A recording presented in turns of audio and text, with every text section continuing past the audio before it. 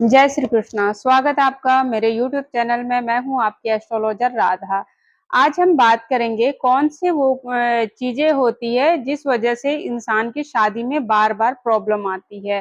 तो उम्मीद है आपको मेरी वीडियोस अच्छी लगती होगी। अगर मेरी वीडियोस आपको पसंद आती है और अभी तक आपने सब्सक्राइब नहीं किया है तो मेरे चैनल को सब्सक्राइब कीजिए और ज्यादा से ज्यादा आप मेरे चैनल को सपोर्ट कीजिए, जिससे कि मैं आपको हर हफ्ते आपको वीडियोस अपलोड करती रहूं आपके लिए, और एक नए नए टॉपिक्स पे मैं वीडियोस बनाते रहूं। और कोई ऐसी टॉपिक है जिसपे कि आप का कोई क्वेश्चन है, बहुत ज्यादा आप जानना चाहते हो कि इस क्वेश्चन का क्या आंसर है, तो आप कमेंट बॉक्स पे लिख सकते हो। मैं आपकी क्वेश्चन का आंसर करूंगी डेफिनेटली।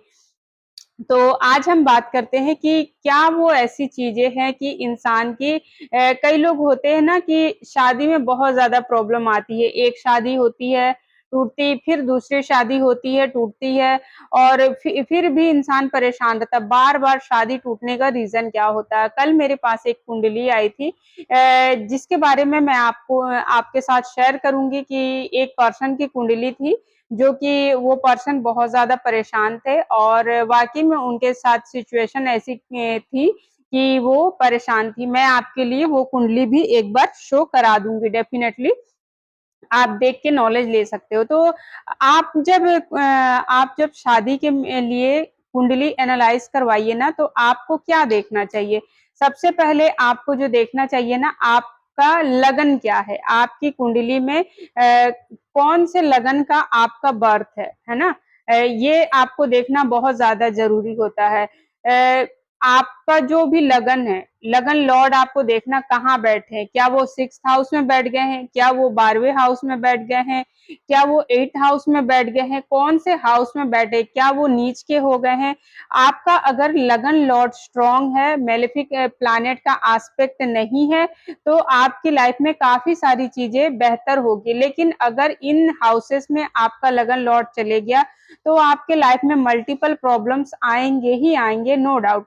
और अगर टॉरस लगन आपका है, तब भी आप अगर लव रिलेशनशिप में जाओगे तब भी आपको धोखा ही मिलेगा, और मैरिज लाइफ में भी जाओगे तब भी आपको धोखा मिलेगा, क्योंकि टॉरस लगन का जो 5th हाउस में है ना, वो छठा राशि आती है, वर्गो साइन आती है, और 8th हाउस में जो है ना स्कॉर्पियो राशि आती है, जो कि वृश्चिक राशि है, मंगल की दूसरी राशि है, और वर्गो बुध की दूसरी राशि है। तो यहाँ पे ना बहुत ज्यादा प्रॉब्लम होती है मैरिज में टॉरस लगन वाले को। मैंने इतना तो बताया, लेकिन आपको एक बार ये भी देखने की जरूरत है कि आपके जो प्लैनेट है, ये प्लैनेट्स कहाँ-कहाँ बैठे हैं, कौन से प्लैनेट का एस्पेक्ट आ रहा है, कौन से प्लैनेट का सपोर्ट मिल रहा है, कौन से प्लैनेट की नेगेटिव रिजल्ट मिल रही है। तो इस तरह से आप देख सकते हो। दूसरी चीज जो आप देखोगे, वो आप अपनी कुंडली में मून देखोगे। मून की प्लेसमेंट कैसी है, कौन से हाउसेस में मून जाके बैठे हैं।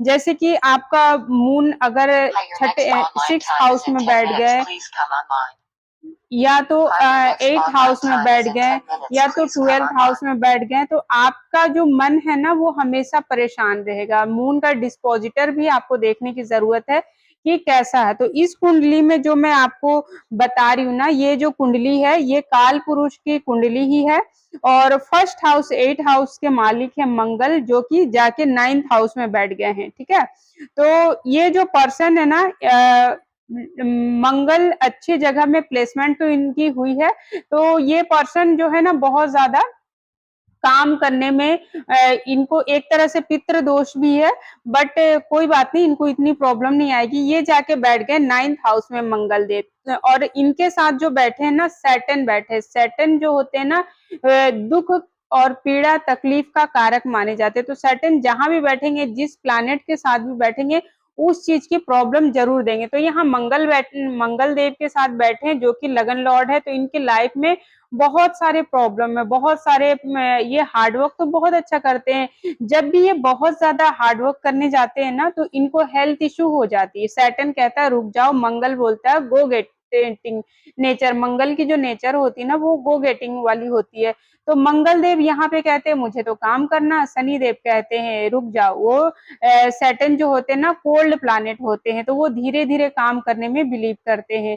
आराम से काम करने में बिलीव करते। तो ये पर्सन जब भी बहुत ज्यादा हार्डवर्क करने लगते, बहुत ज्यादा काम में इन्वॉल्व हो जाते हैं, तो इनको थोड़ी सी हेल्थ इश्यू होने लग जाती है, ऐसा इन्होंने कहा भी था जब मैंने ये पूछा।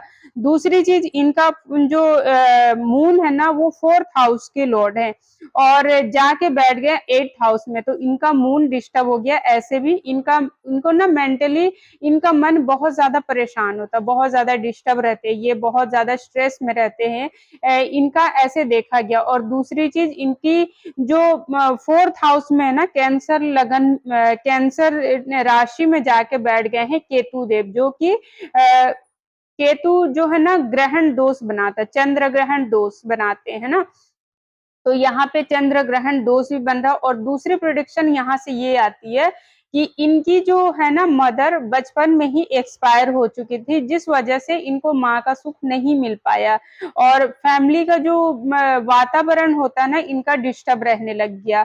तो इस वजह से भी ये बहुत ज्यादा परेशान थे। और ये जो है ना अदर कम्युनिटी के थे, ये पर्सन जो है ना अदर कम्युनिटी के हैं।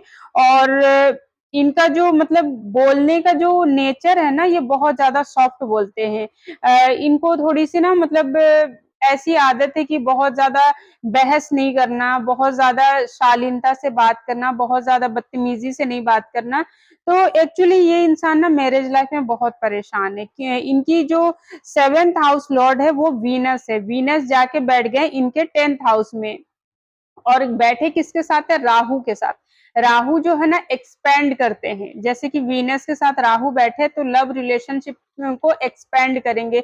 इनकी इच्छा होगी कि हाँ बहुत ज्यादा मेरी स्पाउस जो है मेरे साथ वर्क प्रोफेशन में मेरी हेल्प करे, इक्वालिटी रहे। बहुत ज्यादा ये सोचते थे कि शादी के बाद मेरी जो स्पाउस है ना वो मतलब नेम फेम मिले मुझे, ऐसे मेरे साथ ट्रीट करे, जो कि इनको प्रॉब्लम दिया। अब प्रॉब्लम क्यों हुआ, ये चीज इनकी ये डिजायर पूरी नहीं हो पाई क्योंकि 10th राशि में ये कॉम्बिनेशन बन रहा था, वो भी राहु के साथ सन बैठा हुआ है। और सन जो है ना ये बहुत क्लोज डिग्री में था, तो जिस भी हाउस में राहु प्लस सन बैठेंगे ना वहां की चीजों को डिस्ट्रॉय करेंगे। तो इनकी जो मैरिज हाउस का लॉर्ड था ना इनके बीच में जाके सैंडविच बन गए, बीच में आ गए तो सैंडविच हो जाती है। तो ये प्लानेट की ना प्रॉब्लम आपकी लाइफ में आएगी ही आएगी। तो इनका कहना था कि इनकी जो वाइफ थी ना शादी से पहले भी उनका मतलब अफेयर था और शादी के बाद भी इनका अफेयर था, लेकिन इन्होंने उसे इग्नोर करके भी बहुत सपोर्ट किया, फिर भी इनको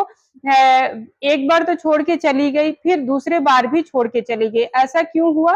क्योंकि इनका जो 7th हाउस लॉर्ड वीनस है, इनका स्पाउस जो कि वो 10th राशि में बैठ गया और 10th राशि में जाके आपका मैरिज हाउस का लॉर्ड बैठ गया, तो 10th राशि जहां भी पड़ेगी वहां पे आप घुटने पे आ जाओगे। तो ये ना चाहते हुए पर भी अपनी वाइफ की गलती होने के बाद भी हर तरह की उनकी डिजायर पूरी कर रहे थे और उनके रूल्स के अकॉर्डिंग वो जैसा बोलती थी वैसा करती थी। फिर भी इनको मैरिज में इनको इनकी वाइफ इस टाइम पीरियड में छोड़ के कहीं बाहर चली गई, कहाँ गई वो भी नहीं बताया। इस वजह से ये पर्सन ना बहुत ज्यादा डिस्टर्ब थे, रोना धोना इनका चल रहा था। तो ऐसे में इन्होंने मेरे साथ कंसल्टेशन बुक की थी, मैंने इनको गाइड किया, लेकिन क्योंकि इनके दोस्तों ने और इनके और भी जो जानकार लोग थे उन्होंने कहा कि तुम जब मैरिज में इतना प्रॉब्लम फेस कर रहे हो तो तुम सेकंड मैरिज के बारे में सोचो। तो मेरे से इन्होंने पूछा क्वेश्चन, क्या मैं सेकंड मैरिज की तरफ जा सकता हूँ? इन्होंने सोचा क्योंकि इनके बच्चे भी थे, ठीक है, 2 बच्चे थे और उनकी भी जिम्मेदारियां थे इनके ऊपर। ये जाके अपने ससुराल में छोड़ के आए बच्चों को, लेकिन उनके ससुराल वाले भी कि उनकी बेटी कहाँ है ये नहीं बताए और इनके ससुराल वाले भी धमकी दे रहे थे कि हाँ हम अपनी बेटी की दूसरी शादी करा देंगे। तो इन्होंने पूछा क्या मैं सेकंड मैरिज कर सकता हूँ, सेकंड मैरिज मेरे लिए ठीक रहेगी? तो मैंने इनका देखा 9th हाउस जो कि सेकंड मैरिज के लिए माना जाता। तो यहाँ पे जो जुपिटर इनका है ना second house Lord 9th house Lord Jupiter है, जो कि आके इनकी मतलब जेमिनाई में बैठ गए, जो कि जुपिटर के लिए सही नहीं है, इनका डिस्पोजिटर सही नहीं है।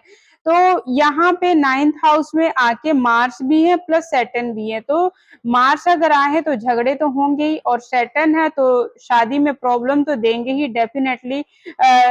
सैटर्न जहाँ वहां पे रोना तो रोना ही पड़ेगा हर हाल में। और इनका यहाँ पे ना जैसे कि एक केतु का भी एस्पेक्ट आ रही है, केतु की भी एस्पेक्ट आ रही है। केतु इनका रेट्रोगेट है, तो नहीं, केतु की एस्पेक्ट तो नहीं आ रही, बट सैटर्न इनफ है मैरिज को खराब करने के लिए। ऐसे 9th हाउस में कहा जाता है कि सैटर्न भाग्य को डिपेंड नहीं करता, सैटर्न 9th हाउस में कहता है कर्म करो।